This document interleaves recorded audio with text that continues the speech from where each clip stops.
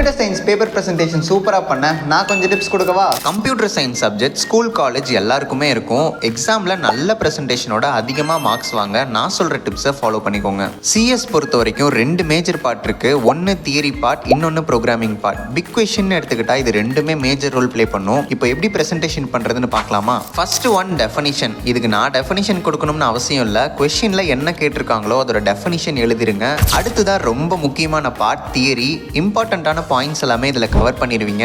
அவ்வளோதானா? கொஷின் முடிஞ்சிருச்சான்னு கேட்டிங்கன்னா அதுதான் இல்லை. எக்ஸாம்பிளுக்கு இதோட ஒரு ப்ரோக்ராமிங் பார்ட் இன்க்ளூட் பண்ண போகிறோம். பயப்படாதீங்க, ஈஸியாக ஒரு ஃபார்மேட் சொல்கிறேன், அதை மட்டும் ஃபாலோ பண்ணுங்கள். ஃபஸ்ட்டு ப்ரோக்ராம் டைட்டில் இப்படி போட்டுருங்க. நெக்ஸ்ட்டு நான் எழுதுகிற மாதிரி ஒரு 5 ஸ்டெப் அல்காரிதம் எழுதுருங்க. ஃப்ளோ சார்ட் வேணும்னு நினச்சிங்கன்னா போடுங்க, இல்லைன்னா வேண்டாம். இப்போ சாம்பிள் ப்ரோக்ராம் எழுதிட்டு இன்புட் அண்ட் அவுட்புட் போட்டுருங்க.